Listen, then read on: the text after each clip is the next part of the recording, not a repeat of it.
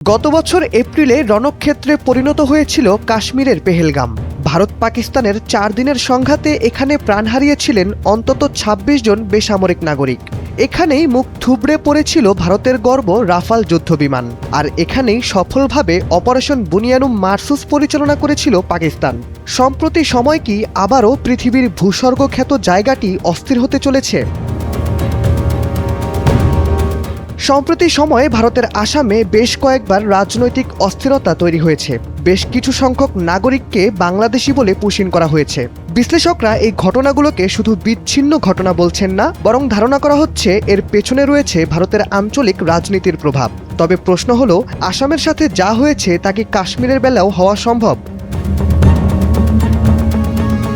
আসামে যেসব পুশিনের ঘটনা ঘটেছে তার নেপথ্যে কারণ হলো করোনা ভাইরাসের মহামারীর সময় পিছিয়ে গিয়েছিল ভারতের জনশুমারি।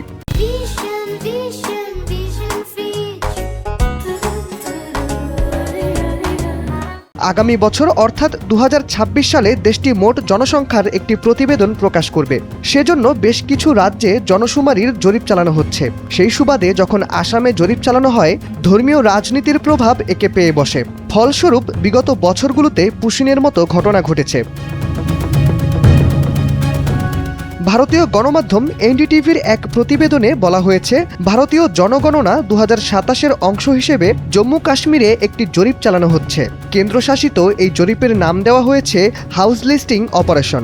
আগামী ১ জুন থেকে শুরু হবে এই কার্যক্রম। আর এই খবরে এখন নিরাপত্তাহীনতায় ভুগছেন জম্মু কাশ্মীরের মুসলমান জনগণরা। তবে জুন মাস আসার আগেই অবশ্য বেশ কিছু পদক্ষেপ নিতে দেখা গেছে ভারতকে। ইতোমধ্যেই জম্মু কাশ্মীরে অবস্থিত মসজিদ মাদ্রাসার খুঁটিনাটি তথ্য পুলিশের কাছে জমা দিতে বলা হয়েছে। পুলিশের এমন পদক্ষেপে এই উপত্যকায় অস্থিরতা শুরু হয়েছে বলে জানিয়েছে সর্বভারতীয় ইংরেজি দৈনিক দ্য ইন্ডিয়ান এক্সপ্রেস।